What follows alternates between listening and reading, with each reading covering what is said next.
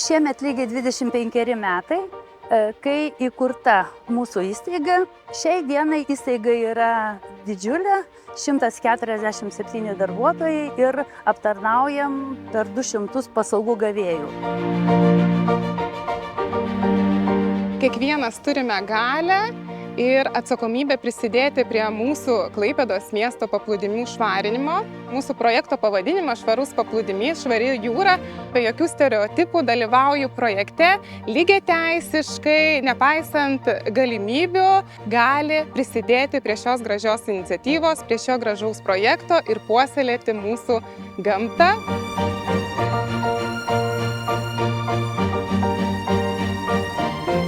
O taip, mes mylim gamtą, dangų, mylim žmonės. Dirbam be atliekų, nieko neišmetam, viskas yra reikalinga, galima prikelt antram gyvenimui.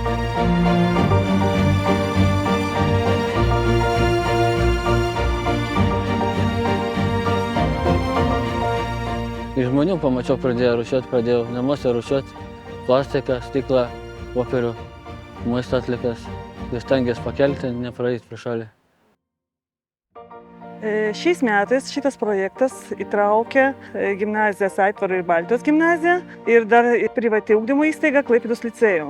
Moksleiviai atlieka labai svarbų vaidmenį, nes jie įsitraukia būtent mūsų miesto bendruomenės veiklą, gyvenimą, atlieka socialinę funkciją, rūpintis tą aplinką, saugoti aplinką, tvariai gyventi.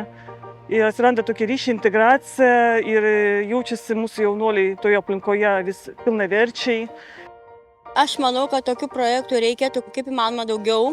Mūsų šios dienos tikslas būtų paraginti žmones, kad jie iš po savęs galėtų susitvarkyti. Nereikia mesti šiukšlės ten, kur papuola. Švaresnis paplūdimys, geresnė sveikata. Emociškai jiems tai yra labai gera daryti. Jie grįžta po įvairių akcijų, projektų, prisipildę geros energijos, nuotaikos. Ir kiekvienas galim būti tvarus, kiekvienas galime padėti gamtai ir būti švaresni, tvarkingesni. Puiku ir naudinga, kartu bendradarbiaujant atrandam bendras ryšys. Kai švarus paplūdimys, tada miela į akims ir širdžiai, ir sielai.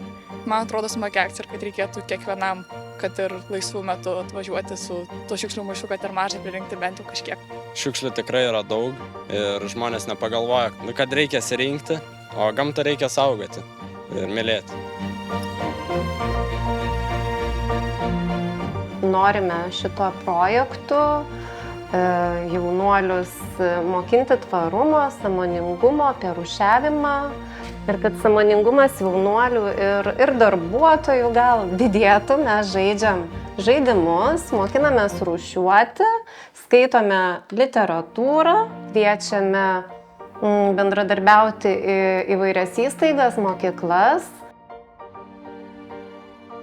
Tai labai džiaugiamės įsiliedami jūsų kolektyvą, kadangi tai yra išskirtiniai žmonės, kurie integruojasi į visuomenę, mokosi tam tikrų dalykų.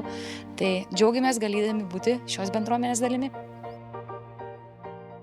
Mylėkim savo miestą, nešiukšlinkim.